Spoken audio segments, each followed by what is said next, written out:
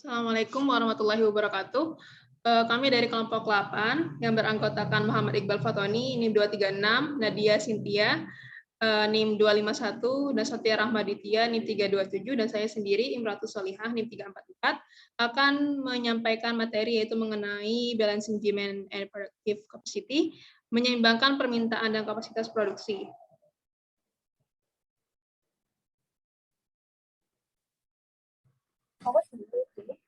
Kapasitas adalah kemampuan untuk memberikan pelayanan dalam suatu periode waktu tertentu dan mengetahui perbedaan situasi. Yang kedua, mengetahui perbedaan situasi penawaran permintaan yang dihadapi oleh kapasitas yang sifatnya tetap dalam perusahaan.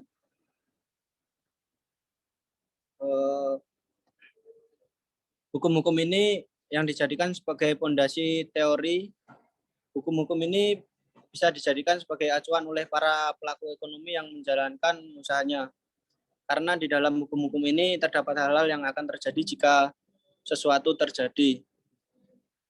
Dan selanjutnya ada teknik manajemen, tentukan standar yang dibutuhkan untuk mengelola permintaan. Yang kedua, membuat SOP yang mudah dinilai dan diamati. Yang ketiga, memastikan semua proses berjalan dengan baik. Keempat, lakukan proses kolaborasi, tidak melalui soal statistik. Yang kelima, melakukan riset dengan selalu melihat kebutuhan pasar. Yang keenam, tidak terlalu bergantung kepada ramalan atau prediksi secara penuh. Yang ketujuh, jadikan kesalahan prediksi untuk feedback positif. Dan yang kedelapan yaitu berikan penawaran produk untuk konsumen baru. Slide selanjutnya akan dijelaskan oleh teman saya.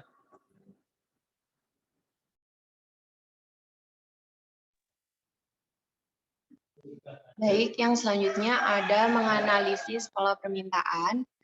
Untuk memahami pola permintaan dan penyebabnya itu ada 4. Adakah permintaan mengikuti siklus yang sudah diperkirakan?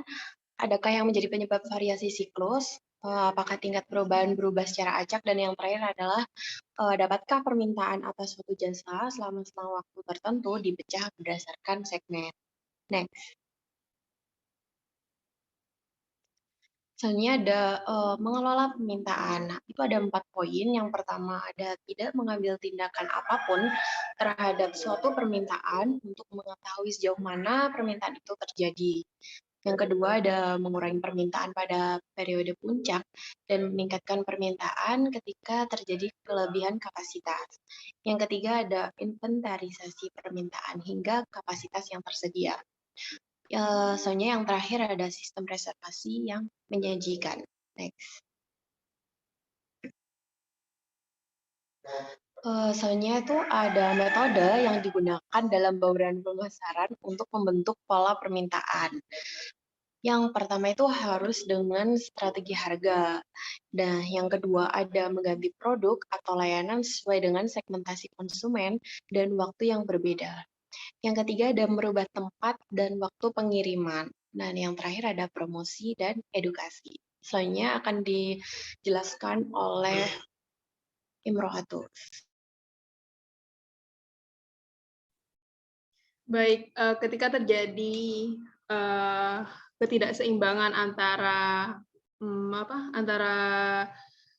permintaan jasa dan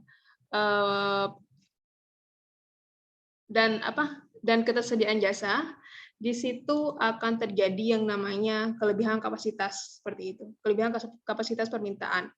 Dan bagaimana mengatasinya yaitu dengan sistem antrian. Sistem antrian di sini ada 4 model. Yang pertama itu single channel, single pass system, yang dimana ada satu jalur antrian untuk satu jalur proses pelayanan. Misalnya contoh pada pada pembayaran kasir di toko, di mana di situ ada satu jalur antrian dan satu orang kasir. Dan next yaitu ada single channel multi pass system, yaitu ada satu jalur antrian untuk untuk beberapa proses jasa. Misalnya satu jalur antrian mobil dan untuk beberapa proses dalam pencucian mobil, seperti itu. Ada proses pencucian, ada proses pengeringan, dan ada proses pembayaran. Dan next di sini ada multi-channel single phase system, di mana ada beberapa jalur antrian untuk satu proses pelayanan. Bisa kita lihat di proses pembayaran di supermarket, seperti di Matahari, seperti di Hypermart, di mana ada banyak antrian, ada banyak stand kasir hanya untuk satu proses pelayanan jasa, yaitu pembayaran.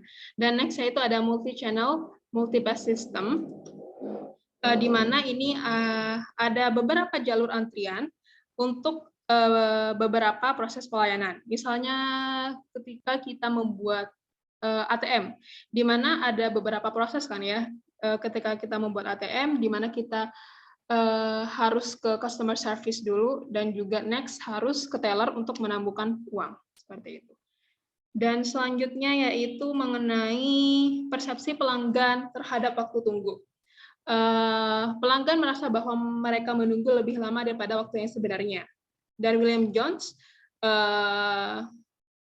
menuliskan kebosanan disebabkan oleh terlalu atentifnya kita atas perjalanan waktu. Ketika kita mengantri, ketika kita ketika dalam waktu tunggu, kita akan merasa waktu akan berjalan sangat lambat. Karena apa? Karena kita merasa bosan. Dan bagaimana untuk mengatasinya? Untuk mengatasinya yaitu perusahaan dituntut untuk kreatif mengatasinya. Bisa dengan dokter gigi menyimpan majalah di ruang tunggu, atau bengkel mobil menaruh TV untuk ditonton, atau bengkel reparasi menyediakan kantin agar pelanggan bisa menunggu sambil ngopi. Dan next akan disampaikan oleh teman saya.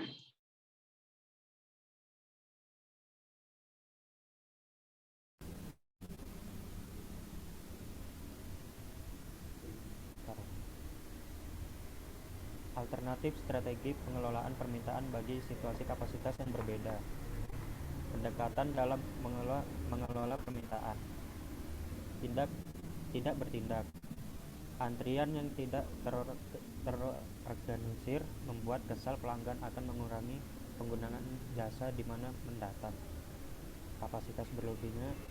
Kapasitas menjadi sia-sia, atau pelanggan mungkin memiliki pengalaman yang mengecewakan terhadap suatu jasa. Mengurangi permintaan. Harga yang lebih tinggi akan meningkatkan keuntungan komunikasi, dapat mendorong penggunaan jasa di lain waktu. Upaya ini difokuskan pada segmen yang kurang menguntungkan. Tidak mengambil tindakan atau namun lihat strategi sebelumnya. Meningkatkan permintaan.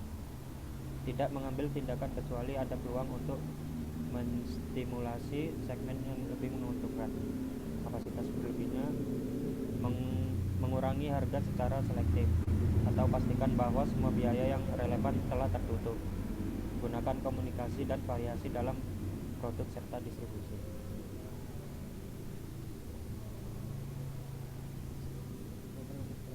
Alternatif strategi pengelolaan permintaan bagi situasi kapasitas yang berbeda atau lanjutan. Pendekatan dalam mengelola permintaan. Menginvestirisasi permintaan melalui sistem tunggu dan antrian yang formal. Kapasitas tidak mencukupi. Mencocokkan penyusunan antrian yang sesuai proses layanan, mempertimbangkan sistem prioritas bagi segmen yang paling diinginkan, dan mengalihkan pelanggan lain ke periode sepi, membuat waktu tunggu mereka lebih menyenangkan. Kapasitas berlebihnya tidak dapat ditetapkan. Menginventarisasi permintaan melalui sistem preferensi. Kapasitas tidak mencukupi. Berfokus pada hasil dan menyisakan kapasitas bagi pelanggan yang tidak sensitif terhadap harga, mempertimbangkan sistem prioritas bagi segmen yang penting, mengalihkan pelanggan lain ke periode sepi. Kapasitas berlebih menegaskan bahwa kapasitas tersedia dan membiarkan pelanggan melakukan reservasi pada waktu yang mereka inginkan.